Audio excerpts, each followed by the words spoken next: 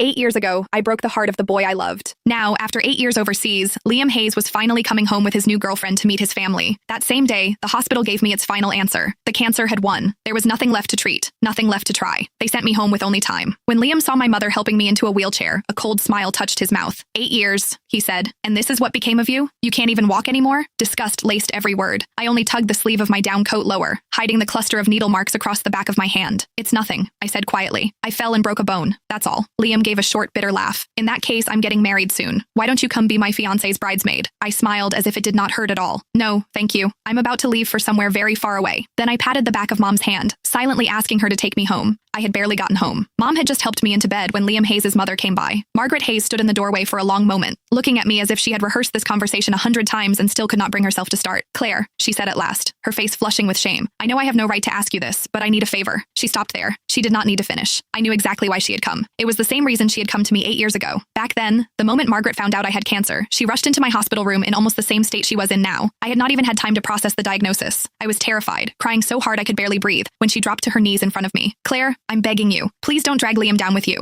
He's just been accepted into a program overseas. If he finds out you have cancer, he'll never agree to leave. You and Liam have known each other your whole lives. You've loved each other for so many years. So please, for my sake, let him go. Break up with him. I've arranged everything. I found a boy to help. All you have to do is pretend to kiss him downstairs. Let Liam see it. Make him believe you betrayed him. Then break up with him. That's all. Because of those words, the first thing I did after being diagnosed was not schedule more tests or begin treatment. Instead, I put on the coldest face I could manage, pretended to cheat, forced Liam to hate me, and drove him out of the country without mercy. Sure enough, a second later, Margaret looked at me with guilt in her eyes. Claire, please don't blame me. I had no choice. Liam's girlfriend now was his classmate overseas throughout graduate school and his doctoral program. They're perfect for each other. I really don't want to ruin such a good marriage. You know Liam, he adored you when you were kids. If he finds out the truth about what happened back then, I'm afraid, her voice shook. I'm afraid he'll throw everything away again. So could you stay away from him for a while? You don't have much time left anyway, do you? In your condition, you shouldn't be going out, don't you think? The moment Margaret said those words, my mother grabbed a pack of adult diapers from beside the bed and slammed it down so hard the mattress shook. Seeing that she was about to lose her temper, I quickly tugged at her sleeve and softened my voice. Mom, please. It took several seconds before she managed to hold herself back. Only then did I look back at Margaret. I can promise I won't tell Liam what happened 8 years ago, I said calmly, but I can't promise I won't see him. No, I could not promise that. Because during all 8 years of surgeries, chemo, and hospital ceilings, there had never been a day when I stopped missing Liam. When chemotherapy became too much to bear, I would clutch the old photo of Liam and me until my fingers cramped. Some nights, that picture was the only thing that kept me from giving up. I went through more surgeries than I could count. Some minor, some so dangerous Mom signed the consent forms with shaking hands. More than once, I was rushed into the ICU and almost did not wake up again. Every time Mom stood beside my bed and shouted herself hoarse, Claire, have you forgotten? You said you were going to survive. You said you'd get better, go overseas and explain everything to Liam yourself. You promised me. When you were well enough, you said you'd let me take you